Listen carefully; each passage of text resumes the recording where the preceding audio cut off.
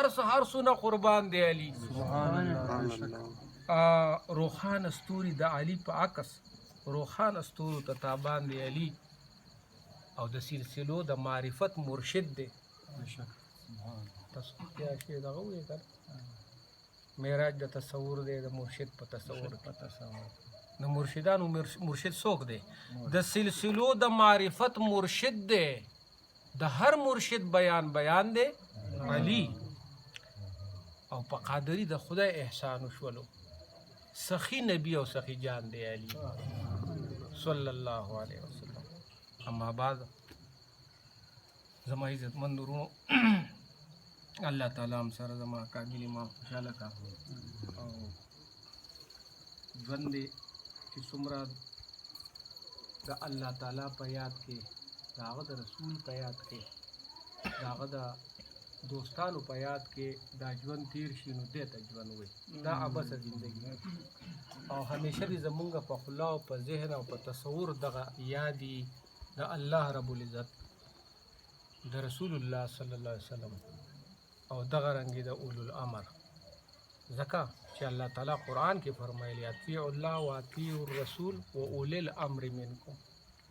تاسو به د الله اطاعت هم کوئ، د الله د رسول اطاعت به هم کوئ، د اولو الامر به هم کوئ، د ائمه به هم کوئ. او د ائمه سردار څوک دی؟ حضرت علی کرم الله وجهه.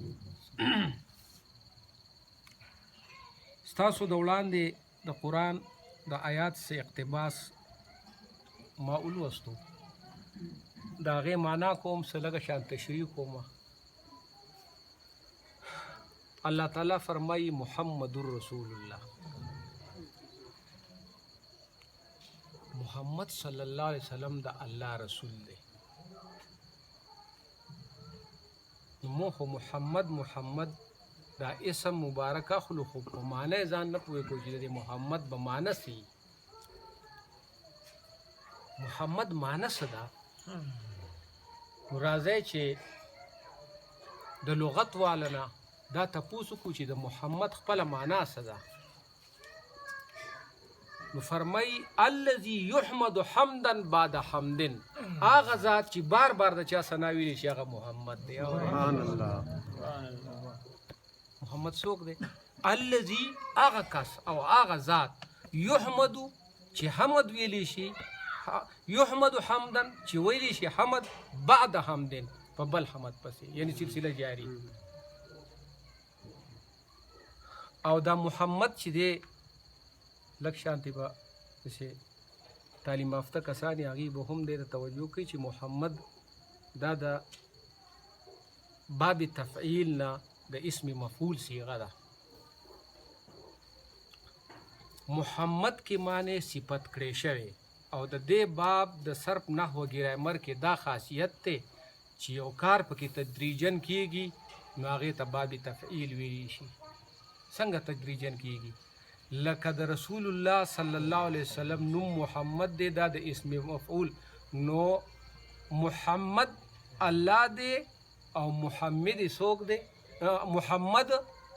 رسول الله صلی الله علیه وسلم دی او محمد څوک شو؟ الله تبارک وتعالی. نو ځکه د هغه ثنا نه ختمیږي د نبی علیه الصلاة والسلام چې الله لا سینتون ولا نوم، نه ولا پرکالی شته او نه ولا خوب شته، نه ولا ستړي شته. او هغه چې کوم دی سوی ان الله و ملائکته یصلون علی النبی، بېشکه الله او د الله فرشتې په نبی علیه السلام درود وایي. نو هغه ذات پې درود وایي، نو ځکه د دو محمد نوم دی چې د ثنا نه ختمیږي. اورئ که نه؟ یعنی یو وخت به داسې راشي چې د الله تعالی ثنا به ختم شي، خو دا الله د خپل محبوب له دا درجه ورکړې، عطا یې ورکړې. د دې هر څه عرفان او هر څه چې دا الله تبارک وتعالی ذات ورکوي. خو څومره اوچتوالی ورکو محبوب له خلک اوچتوالی ورکوي، غوره کوي. نو دونه اوچتوالی ورکو چې زه محبوبه داسې وخت به راشي چې زما ذکر به نه کېږي، خو ستا ذاکر خو به ژوندي وي که نه چې د هغه زه یم. اورئ که نه؟ نو قیامت به راولم، ځکه به خپل ذکر ختمومه. چې قیامت راځي خامخا ما ذکر به ختمیږي. خو ستا خبره داسې ده چې دا بس ما ځان سره چې کوم دی د ازل نه لیږلی چې ستا ذکر به زه کوم او ماله ختمېدل نشته دی لہذا محمد الذي يحمد حمدا بعد حمد هغه ذات چې د هغه بار بار ثنا ویلی شي هغه ته محمد صفت کوي الله تعالی په قرآن کې محمد رسول الله محمد صلی الله علیه وسلم د الله رسول د الله رسول دی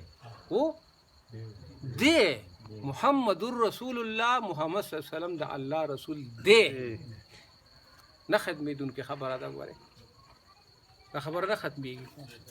بیا د هغه د ملګرو صفت کوي والذین معه او هغه کسان چې د دې رسول الله صلی الله علیه وسلم ملګري دي اشداء علی الکفار په کفارو باندې ډېر سخت دي رحماء بینهم په خپلو کې ډېر نرم دي تراهم ته به دي وینې رکعا سجدا یا د رکوع په حالت کې یا د سجود په حالت کې دا د دې آیت یوه ترجمه شوله اوس راځو چې دا محمد صلی الله علیه وسلم د الله رسول دی والذین معه څوک دی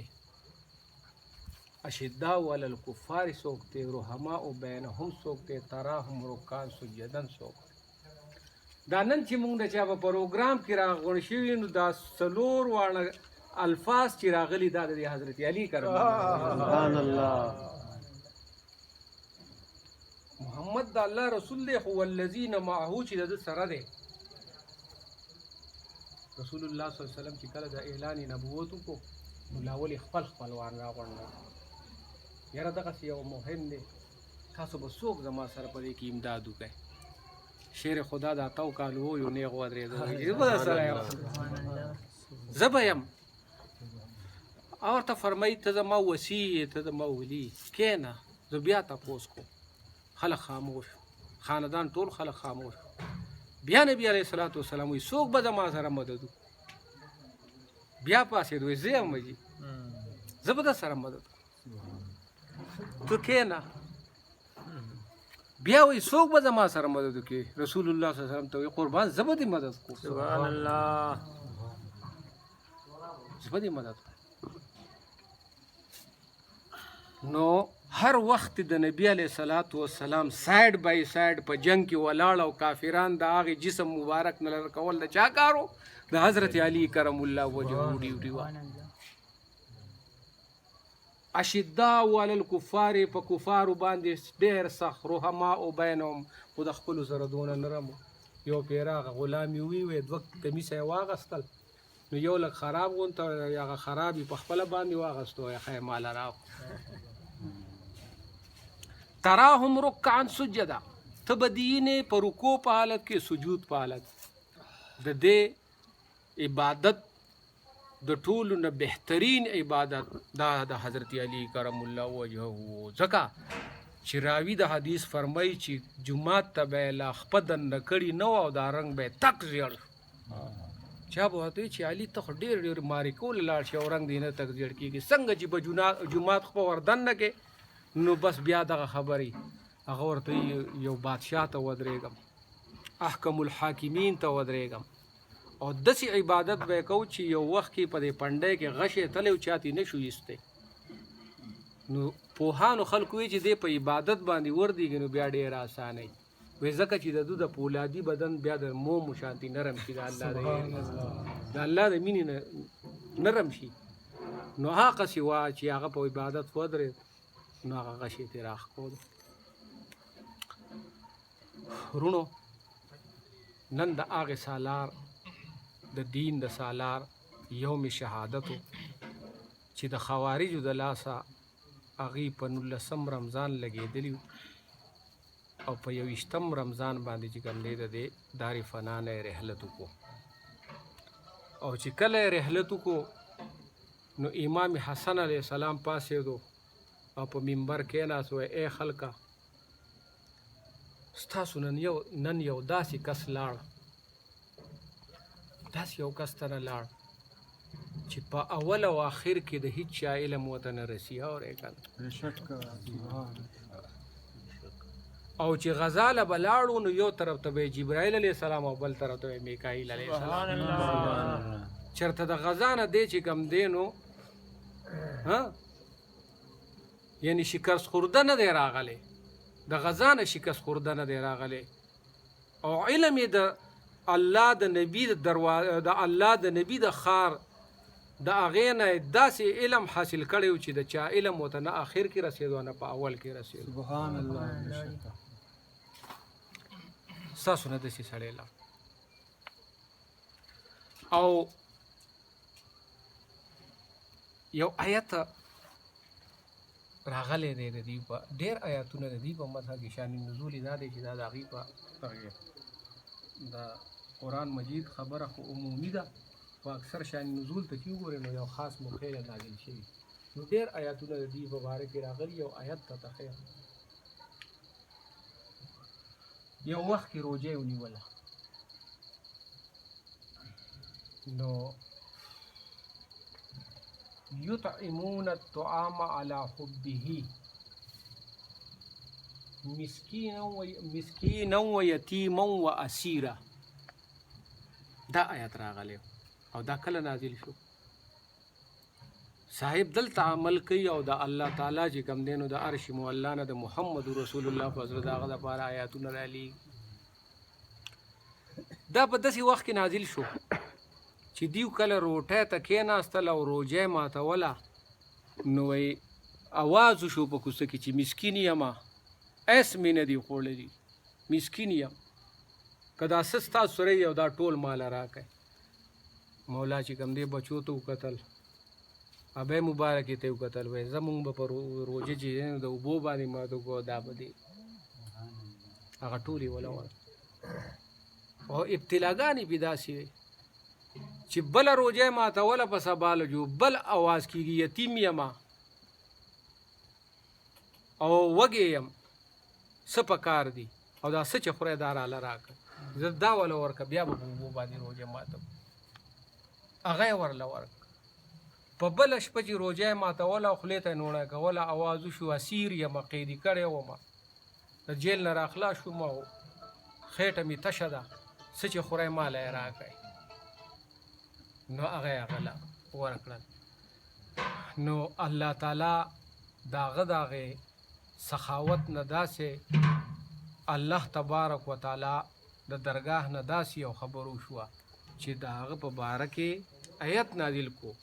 چې طعام ورکوي مسکینانو لرا علی حبه، په محبت ته الله باندې، مسکینانو لرا، یتیمانو لرا، او چې کوم دی نو دغه رنګې اسیرانو او قیدیانو لره. دا د هغې خاصیت. او دا خو وړه خبره وه.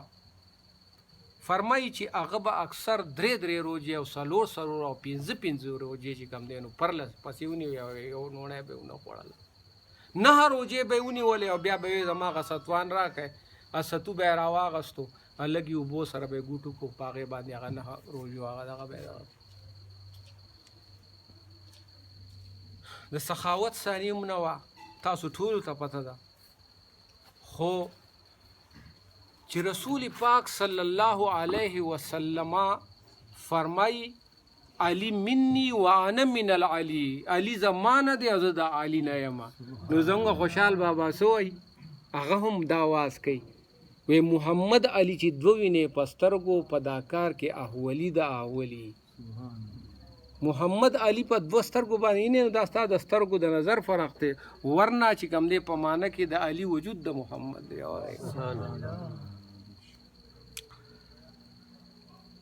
نو څنګه چې د صاحب فرمایلی دي چې د بدر نواله تر کربله پورې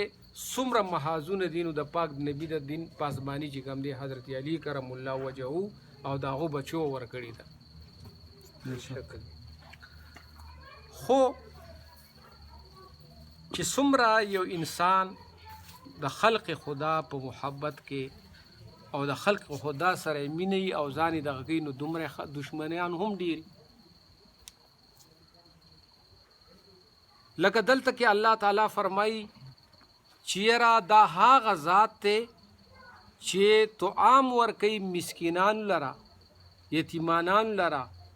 او دغه رنګې چې کوم دی نو قیدیانو لره. نو اصل کې حضرت علی کرم الله وجهه په ټول دین باندې روانو، ځکه دلته الله تعالی فرمای ارایت الذی یکذب بالدین، ارایت آیات ته لیدلې دی الذي هغه کس یکذب بالدین چې دین جوټلاوي. یا الله مونږ ته وښیه دا څوک دی. نو الله تعالی فرمای ارایت الذی یکذب بالدین فذلک الذی یدع الیتیم، کنه پیژنې چې د توخه ماغه به یتیم لا همیشه دیکې ورکي. ولا يحض على طعام المسكين، او مسکین له بچ کم دین روټه نه ورکي. نو پته دا لګي چې حضرت علی کرم الله وجهه په دې پوهېدو چې د الله او د الله حبیب په دې خبرو ډېر خوشحالېږي چې د خدای د مخلوق سره ښه وکړی. ګورې عبادت خو ستا یو ځاله شی دی، ستا نه څوک اخلي. که چاته دې پکې یو لپه دعا وکړه هغه بېله خبره ده، خو پتا یو فرض شی دی ځان دپاره لګیای، خو ستا د مخلوق د خدای سره چې کوم دی نو کومه خبره ده. ته به د مخلوق د خدای ته ځکه ګورې چې تاسو کو د خپل نبی علیه الصلاۃ والسلام ذات ته وګورئ او قرآن نص ته وګورئ، نو نبی علیه السلام یوازې د مسلمانانو پیغمبر نه دی، نبی علیه الصلاۃ والسلام یوازې د مؤمنانو پیغمبر نه دی. وما ارسلناک الا رحمة للعالمین، نبی علیه الصلاۃ والسلام د هر چا پیغمبر دی. څوک یې بولې کړه هغه پې رحمت دی. چې رحمت للعالمین شو، نو د هغه اتباع کوونکې د ټولو نه زیاته اتباع کوونکې حضرت علی کرم الله سبحان الله او څلور یاران سیدنا ابوبکر صدیق رضی الله تعالی، سیدنا عمر فاروق رضی الله، سیدنا عثمان غنی ذی النورین رضی الله تعالی عنہ.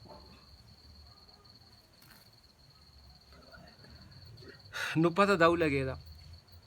چې دا خبره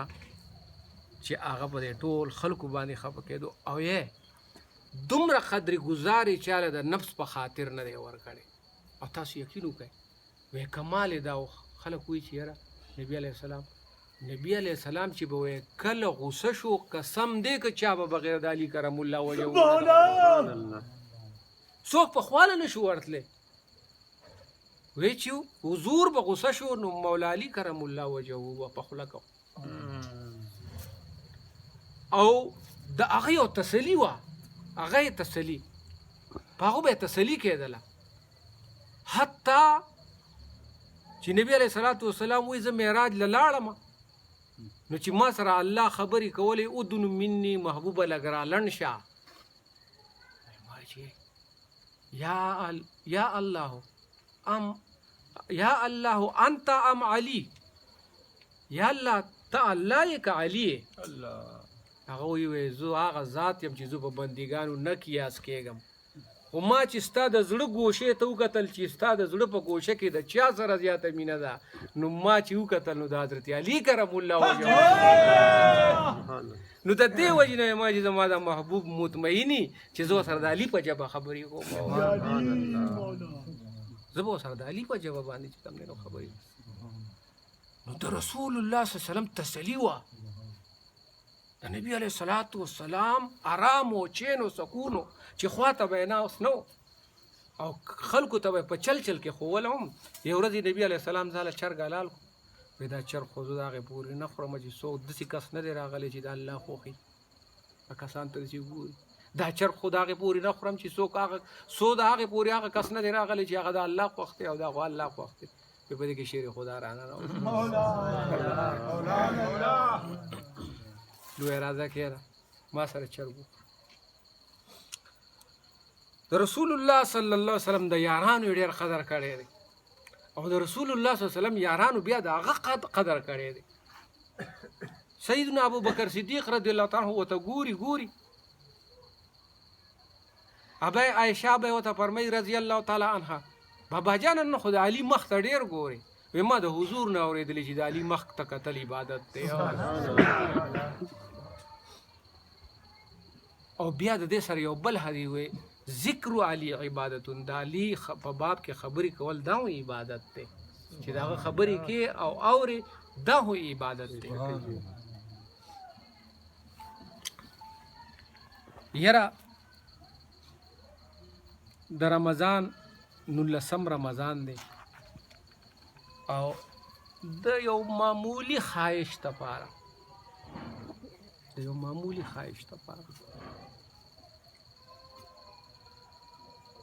هغې ورته دا هغې ښځې د ده د قاتل ته دا کېښود چې الو به ستا سره نکاح کوم چې ته حضرت علي کرم الله وجهه شهید کړې. وایي دا خو تا ما ته ډېره غټه خبره او زه زما غونته کس هغو ته نږدې نه شي ورتلی. وایي بس هر څه چې دي خو ته به دا کار کړې.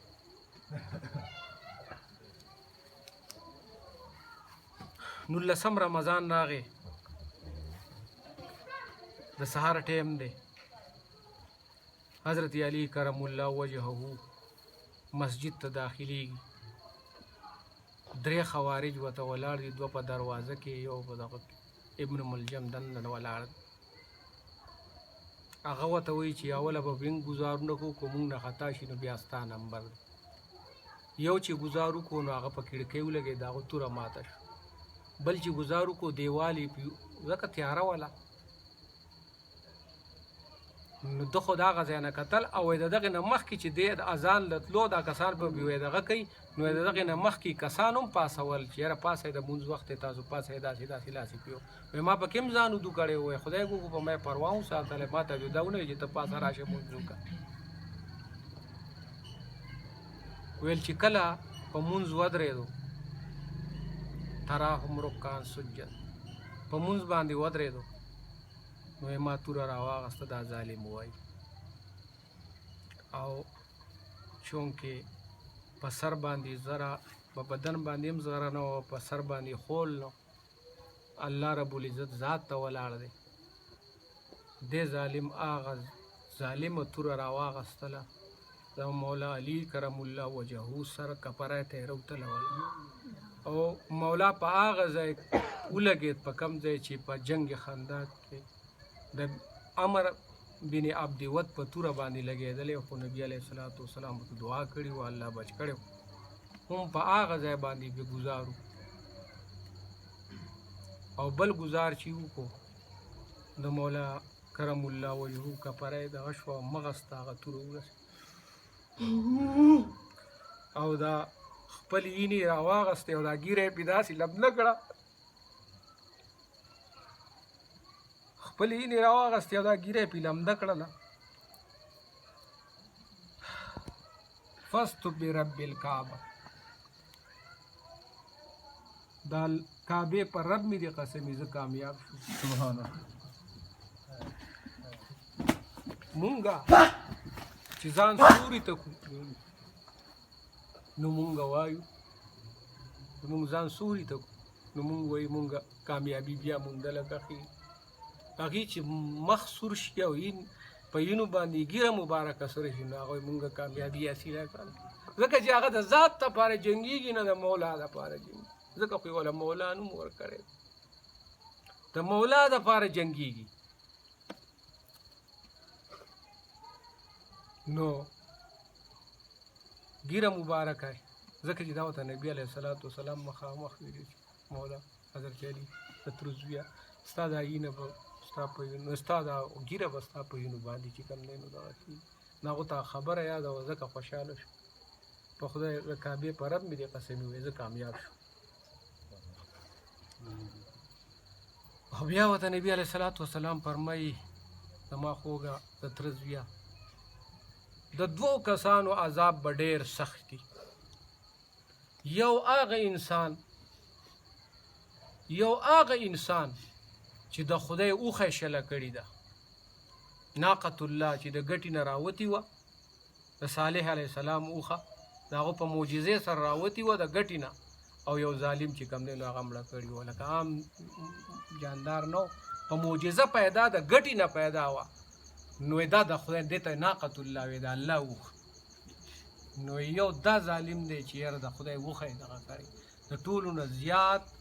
ظالم دغه انسان دی، او بل د ټولو نه زیات ظالم هغه دی چې ستا به په توره باندې وایي علي کرم الله وجهه. دغې دا پته لګي چې د حضرت علي کرم الله وجهه باندې څوک ګزار کوي نو هغه څوک دی، هغه د ټولو نه زیات ظالم دی. نو چې د حضرت علي کرم الله وجهه مینه او ذکر کوي نو هغه بسي او الله ته د ټول نه زیات نږدې دا ستاسو لپاره د برکت یو شپه ده دا د خوشحالۍ څنګه چې څنګه د ورور په اشعارو کې دغه خبره وکړه ورونو نن چې موږ دا کوم پروګرام وکړو نو په 21 رمضان بیا دي شهیدان شوي وو دا 2 ورځې دي کې ساوه خو چونکې هغه توره زهریله وه نو هغه حکیم ورته وویل چې یاره بچ کېدل ګران دي حضرت علی کرم الله وجهه د دې دار فنا نه دار بقا ته رحلت نو په دغې بنا سره په 21 رمضان هغې شهادت شوی نو موږ په هره میاشت باندې په 21 باندې یو پروګرام کوو چې الله تعالی خوشحاله شي درود شریف پکې ویلی شي ذکر اذکار پکې وشي او د هغې نه پس چې کوم دی نو احصال ثواب د هغې روح ته موږ وبخو موږ له د هغې په خاطر باندې خدای پاک خیر راکړي ځکه چې دا د احسان خبره ده چې الله تعالی په هغه انسان احسان وکړو چې سخیانو ته ورنږدې دي سخي نبي دی او سخي جان دی یو سخي نبي دی یو سخي جان دی نو الله تعالی دې موږ دې ته نږدې کړي الله تعالی هغه برکات په موږ باندې کېښودلي دي او دا ځکه تاسو ته دا خبرې چې کوم دی نو بار بار دغه کوو مونږ چې یاره د خدای دپاره د انسانیت خدمت چا کړی دی دا د نبي علیه السلام صحابو کړی دی او په خاصه توګه باندې حضرت علی کرم الله وجهه چې کوم دی د خدای د مخلوق سره ډېر خیال او د انسانیت خیال یې ساتلی مونږ له هم پکار دي چې مونږ د چا سره فتنې مینه د آزاد د فتنو پرو جنبو ځینې زمونږ فتنه نه لګي پرن نه لګي جنبل لګي یو ډله نه یو او نه په ډله پسې ځو مینه د آزاده مونږ د مینې واله یو مینه د آزاد د فتنو پرو جنبو ځینې ورک چې پکې دغه داشي دا مقام د مینې دی او ای خادري مینه غواړه مینه عنایت ته خدای سترګې چې د زړه بنا شي دا مقام د مینې دی دا ظاهر سترګې خو هر چا بینایي خدای دې وکړي چې زموږ د زړه سترګې کولاو شي چې حق وي نو اورئ که چې حق مونږ په شک کې نه یو چې حق څه شی دی نو الله تعالی دې مونږ له تاسو ټول له چې کوم دی نو ډېر خیر درکړي د دواړو جانو خوشحالۍ درکړي شکر دی چې دا مولا علی کرم الله وجهه عرس چې کوم دی نو دا مونږ په ډېر عقیدت سره دغه کوم ملګرو پکې نعتخواني او منقبت یې وویلې الله تعالی ته